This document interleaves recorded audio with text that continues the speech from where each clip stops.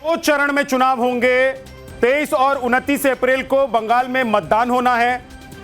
बड़ी खबर इस वक्त की कि बंगाल में इस बार 8 चरण में नहीं, 2 चरण में ही चुनाव होने जा रहे हैं। 23 और 29 अप्रैल को मतदान होना है और बाकी राज्यों में 1 चरण में चुनाव कराए जा रहे हैं। जो बाकी 4 राज्य हैं यानी कि तमिलनाडु, केरला, असम, पुडुचेरी, यहां पर 1 ही चरण में चुनाव होना है। और आप अवधेश जी कह रहे थे कि इस बार पश्चिम बंगाल में, और हमारे सहयोगी भी गौरव कह रहे थे देखिए, चुनाव आयोग की मैं भी इसका आलोचक रहा हूं कि अब देश में सुरक्षा की वैसी समस्या नहीं है। हमारे यहाँ पैरामिलिट्री फोर्सेस बहुत पुलिस है, सारे है। पश्चिम बंगाल में 500 कंपनी तो पहले से ही लगी हुई है। तो आप चुनाव में इतना लंबा मत खींचिए लोकसभा चुनाव की तरह। 8 से उन्होंने 2 घटाया है, बहुत अच्छा है और मुझे लगता है कि सुरक्षित चुनाव होगा। और उसी तरह से बाकी चुनाव 1 फेज में करा ले रहे हैं। तो आने वाले समय में अब यह है कि चुनाव के लिए और परिणाम के लिए उतनी प्रतीक्षा देश को नहीं करनी पड़ेगी जो करीब करीब पिछले 30 वर्षों से 32 वर्षों से चुनाव आयोग उसको खींच के ले जा रहा था और ये हमको लोकसभा चुनाव में दिखाएगा। लेकिन इसका जो एक मेन जो मुझे अभी दिखाई दे रहा है, 50 दिनों का अभी भी, आज से अगर जोड़ लीजिए 4 मई, तो 50 दिन की एक पूरी प्रक्रिया है। ये 50 दिन बहुत बड़ी प्रक्रिया होती है। 50 दिन के लिए कोड ऑफ कंडक्ट लागू हो जाता है। उसके कारण बहुत सारे जनता के कामों पर पड़ता है। इस पर विचार होना चाहिए कि कोड ऑफ कंडक्ट हम कितने समय लागू करें, या हम चुनाव की घोषणा कर देते हैं तो उस समय सरकारों के लिए कि भाई आप इतना सहमत हो कि इस प्रकार की आप घोषणाएं नहीं करेंगे, बाकी कल्याणकारी कार्यक्रम 50 डेज बहुत बड़ा बने, सामान्य नहीं है। चुनाव आप 2 फेज में कराइए, 1 फेज में, लेकिन लगभग 2 महीने का समय ये प्रक्रिया में जा रहा है।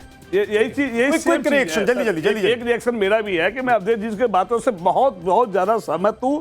और क्योंकि 1 नेशन 1 इलेक्शन की आप बात करते हैं, देश को विकसित देश की बात करते हैं, और आप चुनाव इतने लंबा प्रक्रिया में खींचेंगे, देश कितना परेशान रहता है, सेना कितनी परेशान होती है, प्रशासन और शासन सभी लोग परेशान रहते हैं। छोटा चुनाव, जल्दी चुनाव खत्म हो जाना चाहिए, उससे देश का तो यदि 5 बंगाल में यदि 2 चरण में पॉसिबल है, तो देश में आप 1 नेशन 1 इलेक्शन, विधानसभा चुनाव, लोक चुनाव कैसे पॉसिबल है, ये इलेक्शन कमिशन बताए। ठीक है, अभी भी हमारा देश इसके लिए तैयार नहीं है।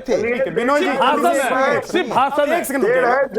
चुनाव आयोग के द्वारा तारीखों की घोषणा हो गई और चुनाव के जो कार्यक्रम है उसमें सभी राजनीतिक दल डेमोक्रेटिक वे से अपने अपने कार्य को संपादित करेंगे। और 4 मई को जब नतीजा आएगा तो तृणमूल कांग्रेस चौथी बार पश्चिम बंगाल में ममता बनर्जी के नेतृत्व में सरकार बनाएगी। नहीं जाएंगे सुप्रीम कोर्ट, यही मेरा वक्तव्य है। अवधेश जी कह रहे डेट को लेकर सुप्रीम कोर्ट तो नहीं चली जाएंगी ममता, क्योंकि वो तुमको तो लड़ते दिखाना है। डेट को लेकर सुप्रीम कोर्ट ममता नहीं जाएंगी। अवधेश जी, आप थोड़ा अपने ज्ञान को और बढ़ाइए और अपने बात को और ज्यादा। वो इसलिए कह रहे हैं बिनोय जी, वो इसलिए कह रहे हैं क्योंकि आप लोग इसमें ग्राउंड है। सुनिए, चुनाव आयोग ने आज बंगाल के मतदाता की घोषणा कर दी है कि 6 करोड़ 44 लाख की मतदाता है। देखिए, नहीं अभी ध्यान नहीं दिया, इसका विरोध शुरू, जरा सुन लीजिए। चुनाव आयोग ने जो सभी राज्यों के मतदाताओं की सूची जारी की है, उसमें पश्चिम बंगाल के भी जारी कर दी है कि पश्चिम बंगाल में 6 करोड़ 44 लाख मतदाता हैं।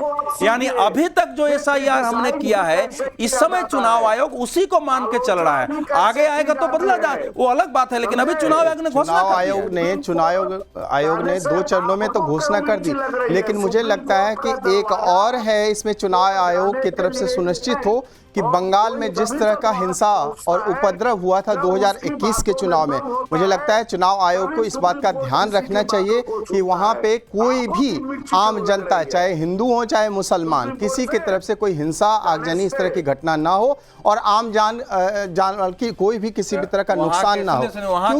क्योंकि तमिलनाडु में 2 चरण में क्यों नहीं किया गया? टीएमसी की तरफ से टीएमसी और पश्चिम बंगाल में एक मुझे लगता है कि एक बहुत दिनों से, बहुत सालों से इस तरह का ट्रेंडिंग रहा है कि वहां पे चुनाव में खास करके हिंसा ने बहुत बड़ा रूप धारण किया है। तो इस बार ममता दीदी की तरफ से मैं चाहता हूं, और इस बार एक और है, ममता दीदी बहुत ज्यादा बौखलाई होंगी क्योंकि हुमायूं कबीर जो इनका एक तुरूप का इक्का जो हुआ करते थे वो इनसे अलग हैं। फिर ओवैसी जी का फैक्टर भी एक यहाँ पे आ जाएगा। ये फैक्टर कितना बड़ा है? ये सारे नहीं, ये फैक्टर ओवैसी जी को तो सबसे लॉन्च बड़ा किया ओवैसी यूएसपी, आपको लग रहा है देश में कोई मुस्लिम वोटर जो है आपको लग रहा बंगाल में यूएसपी वोटर के रूप में है ना उनके आपको लिए। लग रहा है कि पश्चिम बंगाल या देश के किसी भी हिस्से में बाबरी मस्जिद के नाम पर मुस्लिम समुदाय के लोग वोट कर देंगे? देखिए ममता दीदी तो यही मानती है ना, ममता दीदी देखिए ममता दीदी मानती है कि मुसलमान जो वोटर है सिर्फ उनके, लेकिन यहाँ पे हुमायूं कबीर जो उनके सिपह सलार थे वही छिटक गए हैं। फिर ओवैसी जी का फैक्टर तो एक आ ही जाता है। तो ये सारे जो फैक्टर मुझे लगता है ये काम करेंगे। नहीं, अब जो भी आप समझ लें, लाया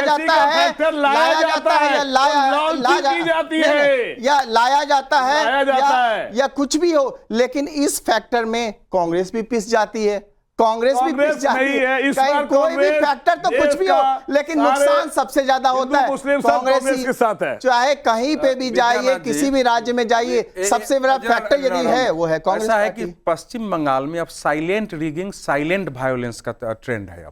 अब पहले की तरह उस ढंग से चुनाव के दिन, पहले थोड़ा चुनाव के पहले तो हो जाता है, लेकिन चुनाव के दिन बंगाल में उस रूप में हिंसा नहीं दिखती है क्योंकि वो ट्रेंड बदल गया है।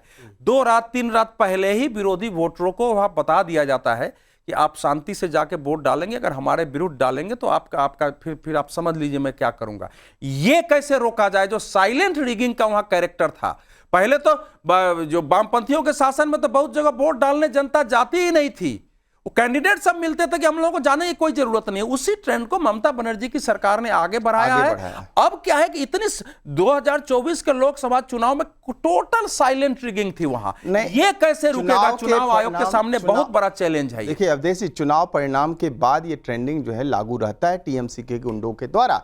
इस चीज को आप कहीं से भी ठुकरा नहीं सकते, ठुकराया नहीं जा सकता है। और बीजेपी ये दोनों चीजें जो है ट्रेंडिंग में आए, मैं यही कहना चाहता हूं कि कोई भी किसी तरह का आम जन का किसी को भी कोई दुविधा न हो। और मुझे लगता है इसमें ममता दीदी को भी थोड़ा सजग होना चाहिए क्योंकि कहीं ना कहीं ममता दीदी अब वृद्ध हो चली है। ममता दीदी अब कब तक इस तरह की चीजों को आप लेकर के चुनाव जीत पाएंगी? मेरा ये कहना है। नहीं, मुझे लगता है कि आपकी नीतियों में बदलाव आना चाहिए। आपकी नीतियों में बदलाव आएगा तो हो सकता है आगे आने वाले समय में आप पीएम भी बन सकती हैं। दर्शकों के लिए बता देता हूं कि कब कब चुनाव होने जा रहे हैं, कौन कौन सी तारीख को वोटिंग होने जा रही है। पश्चिम बंगाल में 2 चरणों में 23 अप्रैल और 29 अप्रैल को, 4 मई को मतगणना होना है, यानी कि नतीजे आ जाएंगे। आगे दिखाई, एक सेकंड रुक जाइए सर, रुक तो जाइए, पहले सुन तो लीजिए। तमिलनाडु में 23 अप्रैल को और 4 मई को मतगणना है। आगे बाकी जिन राज्यों में चुनाव है वहां पर केरल में जो है 9 अप्रैल को चुनाव है, यानी कि मतदान है, और 4 मई को मतगणना है। इसके साथ ही साथ आपको बता दें कि पुडुचेरी 9 अप्रैल को यहां पर भी चुनाव है, मतदान है, और 4 मई को मतगणना है। तो 5 के 5 राज्यों की तारीखों का ऐलान हो गया है। और इसके साथ ही असम का भी एक बार दिखा दीजिए, 9 अप्रैल असम का भी दिखा दीजिए। ये देखिए, असम का 9 अप्रैल को मतदान है और 4 मई को ही मतगणना है। 4 मई को 5 के 5 राज्यों के नतीजे आ जाएंगे।